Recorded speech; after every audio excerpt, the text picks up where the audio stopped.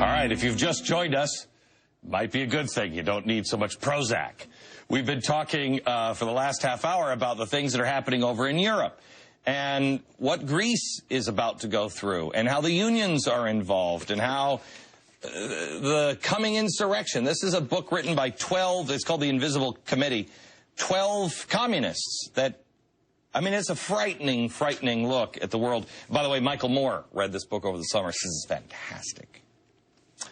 The coming insurrection. There are people here and around the world that would like to fundamentally transform things.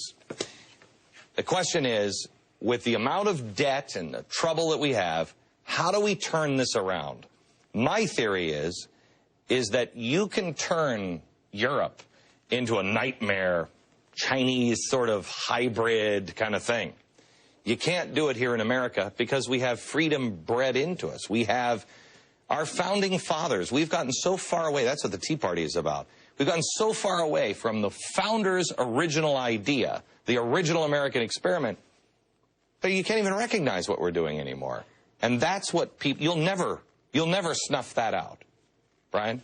You know, the very wise Neil Ferguson was talking about this before the break, the notion that Americans at heart don't want a government as big as we have. You know, my career as a libertarian historian and activist makes me want to believe that, and I do believe it's true, but government, unfortunately, doesn't have to obey, even in a democracy, the feelings of the masses of people who feel that way. It far more often obeys the special interests, public sector unions, big banks who need bailouts. It's the old dilemma of concentrated benefits versus diffuse costs. Government, so far, seems to be costing most of us just a little. It benefits a certain select group a whole lot. That group ends up manipulating the reins of power. What's about to happen with the sovereign debt crisis that we're seeing it in Europe now, we're going to be seeing it in America soon. Moody's is already telling us that America's AAA bond rating is at risk with how much we're spending. Then that's going to change. When the costs to the people of big government become big enough, then the very real small government spirit of America can actually act through the politicians, who are always lagging indicators. They're never leading indicators. But here's the problem. I said this right before September 11th. We were talking, I don't remember what we were talking about on the radio, but we were talking about something. I said, you cannot give a government this much power, because when you inject fear and hunger, people will flock to anybody. I mean, Jesus and Hitler were not alike, but they had one thing in common.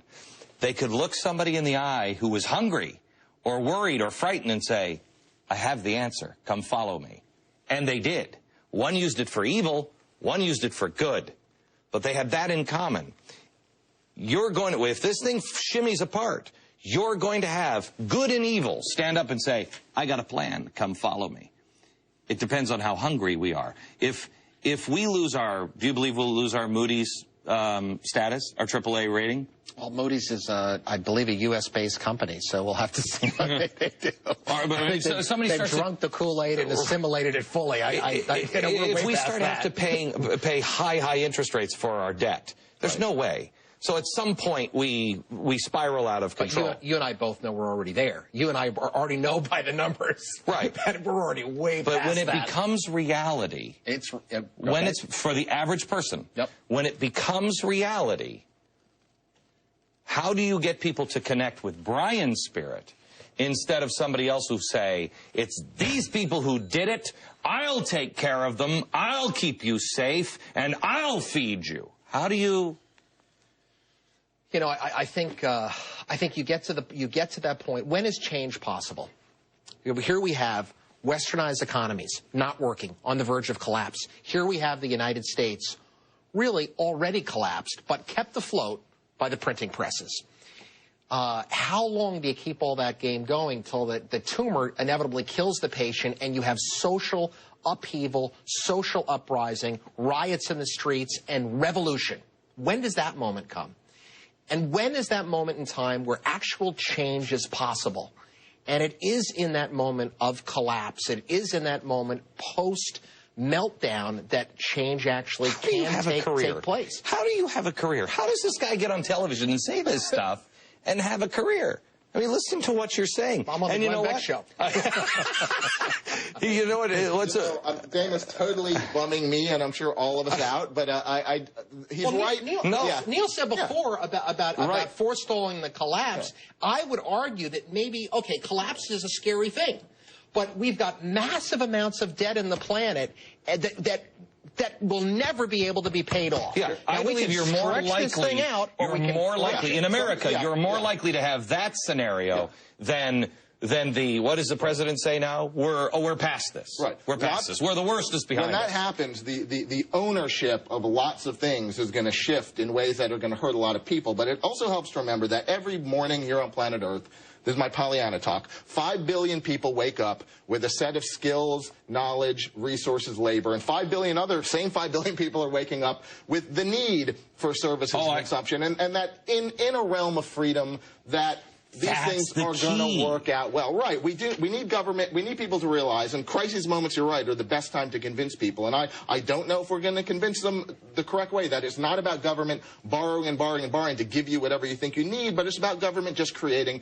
an incentive structure, an environment in which we're allowed to invest and save without it being crushed. We're allowed to keep most of what we earn. And also that we can't be physically harming or stealing from others while we do it. Right, the basic thing government does. And that's a great incentive structure for living. A great incentive structure for growth, living, a rich world, the happiest life that what we all know is a horrible vale of tears, will allow. And I believe that through the bad times of the ownership changes that are going to occur as debts get repudiated, that the real wealth, the real stuff of life, these tables, these lights, these chairs, our knowledge, our will, are still going to be here. So it's not the end it's the end of a world. It's not the end of the world. Oh, I agree. No, I agree with it.